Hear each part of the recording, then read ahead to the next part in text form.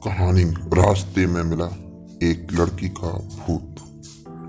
विनय नाम का एक लड़का दिल्ली की किसी फैक्ट्री में कंप्यूटर का काम किया करता था। उसके घर से फैक्ट्री करीब 5 किलोमीटर की दूरी पर थी। वो हमेशा अपनी साइकिल से ही फैक्ट्री जाता था। रोज की ही तरह आज भी वो घर से फैक्ट्री के लिए निकला। उसे रास्ते में पड़ने वाले एक चौराहे पर एक लड़की दिखा दी जो उसे गुस्से से घूर रही थी। लड़के ने भी उसे देखा और फिर मुंह फेर कर फैक्ट्री चला गया। अगले दिन भी सुबह वो लड़की उसी जगह पर खड़ी हुई थी और विनय को घूर रही थी। उसने पलट कर लड़की को नहीं देखा और सीधे अपने काम पर चला गया। रोजाना इसी तरह हफ्ते भर वो लड़की चौराहे पर खड़ी होकर विनय को घूरती थी और विनय उसे अनदेखा करके फैक्ट्री चला जाता था। करीब 7 दिन बाद जब विनय फैक्ट्री जा रहा था तो उसे वो लड़की उस जगह पर खड़ी नहीं दिखी। विनय के मन में हुआ कि आखिर क्या हुआ होगा कि वो लड़की वहां नहीं है। कई तरह के सवाल विनय के मन में आने लगे। विनय ने सोचा कि उस लड़की से कुछ पूछने या बात करने में भी डर लगता था क्योंकि वो बहुत बुरी तरह से घूरती थी।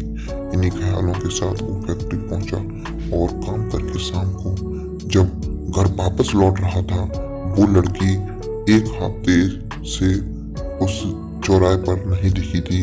एक दिन जब शाम को वो लड़का घर पहुंचा तो उसे अपने बेड पर एक चिट्ठी दिखी। उसमें लिखा था, मेरा नाम प्रीति है। मैं तुम्हें एक हफ्ते पहले रोज एक चौराहे पर दिखती थी। कल शाम तुम वहीं पर खड़े होकर मेरा इंतजार करना। उस चिट्ठी में एक फोटो भी थी जो उसी चौराहे पर खड़ी लड़की से मिलती थी।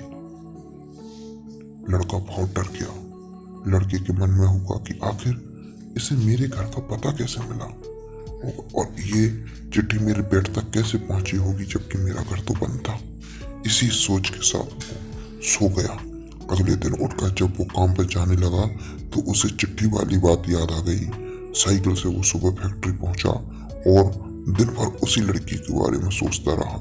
शाम को वो उस चौराहे पर पहुंचकर उस लड़की का इंतजार करने लगा। इंतजार करते करते काफी देर हो गई थी लेकिन वो लड़की नहीं आई।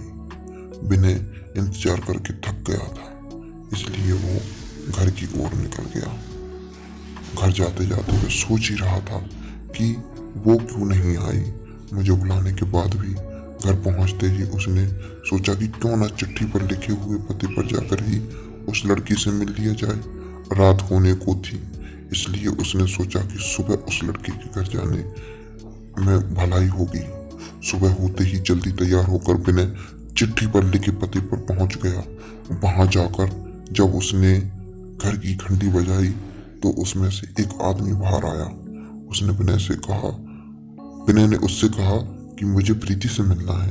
यह सुनते ही वह व्यक्ति चौंक गया। जवाब में उसने पूछा, क्या प्रीति से मिलना है? उसे मरे तो 2 महीने हो गए, अब तुम्हें उससे क्या काम याद आ गया? यह सुनते ही विनय के होश उड़ गए। पूरा कांपने लगा। डर के मारे शरीर में झुर्रियां सी पड़ने लगी। किसी तरह खुद को संभाल कर चक्कर खाते हुए गिरते हुए विनय घर पहुंचा और चिट्ठी को जला दिया। उसके मन में कई तरह के सवाल उठने लगे।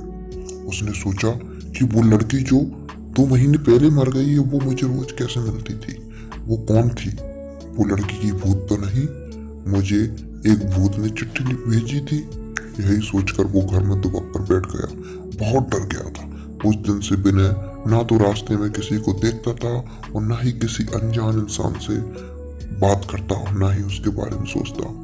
इस कहानी से हमें यह शिक्षा मिलती है कि किसी भी अनजान इंसान के बारे में सोचना नहीं चाहिए और बिना किसी व्यक्ति की सही जानकारी के उसके घर तो बिल्कुल भी नहीं जाना चाहिए। पता क्या वह वहां हमें किसी भी प्रकार की हानि पहुंचा सकता है। घातक। दोस्तों, आपको अगर कहानी पसंद आई तो हमारे चैनल को लाइक कीजिए एंड सब्सक्राइब कर अपने दोस्तों को भी